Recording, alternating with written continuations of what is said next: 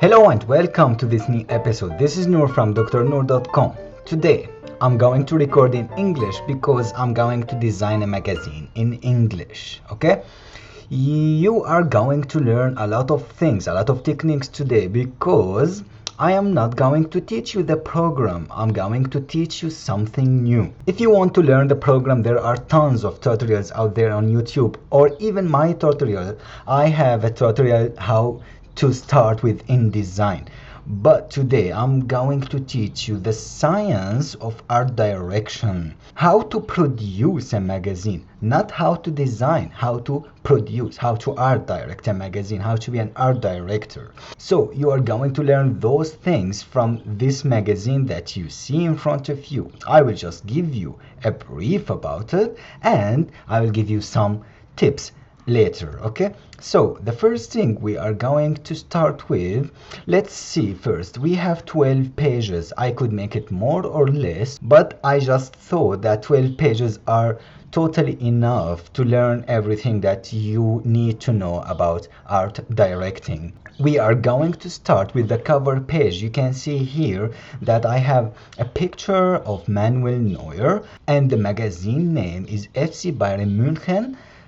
Later we are going to add the titles here after I design the magazine, so it's going to show like the magazines that you see everywhere. So the second page is going to be a commercial. You know, commercials in any magazine are the most important part in the magazine because it's the thing that's going to pay our salaries. That's why you need to take care a lot about those pages. And you are going to see that usually they are taking the main pages, the second or third or even the last page, the cover page, okay, because they are paying money here.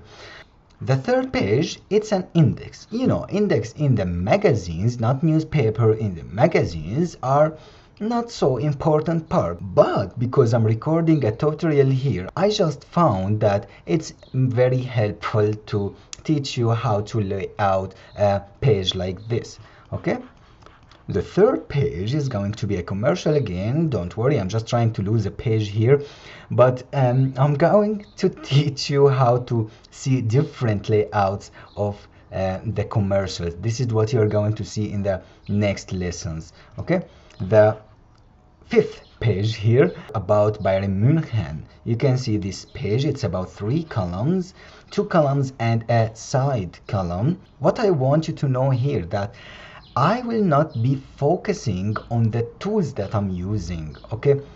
Because I told you I'm not teaching you the program.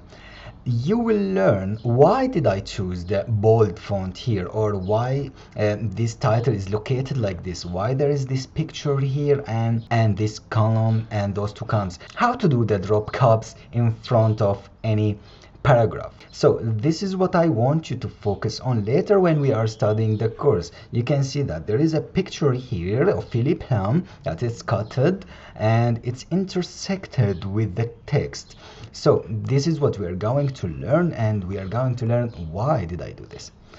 The next page, I call it the red page.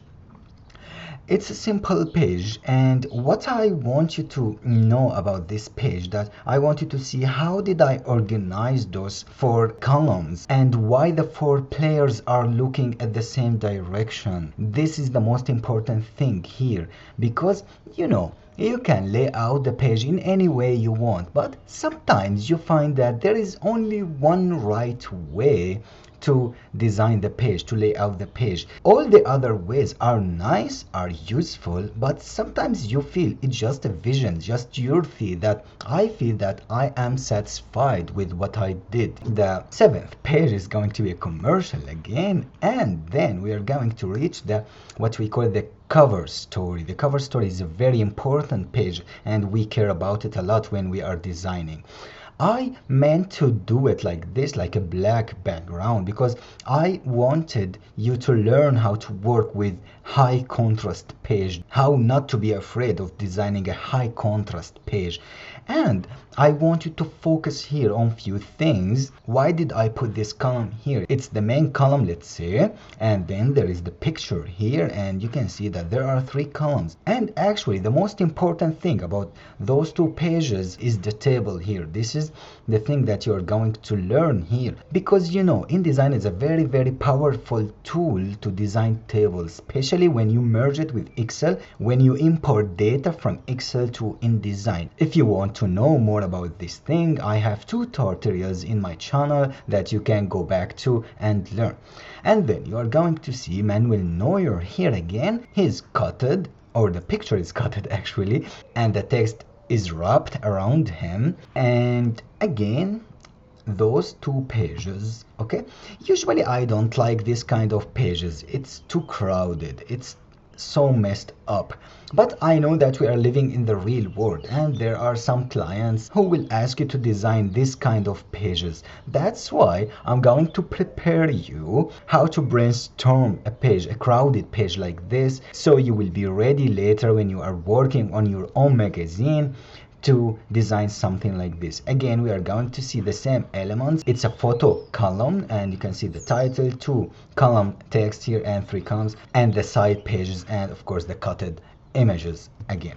Okay, the last page is going to be a commercial. So in general, what you are going to learn today is how to use InDesign for art direction, and you are going to learn many techniques of art directing. You know, art directing is about dictatorship. You should be a dictator. You should force your readers to read the magazine or to look at the picture the way you want. You want them to start with 1 column and then look at the picture, and then they will see the other columns, and you will interrupt them with a table here or a picture. So you need to be a dictator when you are working as an art director and you are producing a magazine. This is a course I used to give out there in institutes for many years, and the first time I'm teaching those things online. It's a very expensive course, but it's for free now online. So if you found those tips interesting for you, just stay tuned with me with the next lessons. I think it's going to be around 10 or 11 parts. I will try to make this course as easy as I can, and I think it will take few hours to catch up with all the parts. So again, if you are interested with the topics, just stay tuned with me, and let's move to the first part.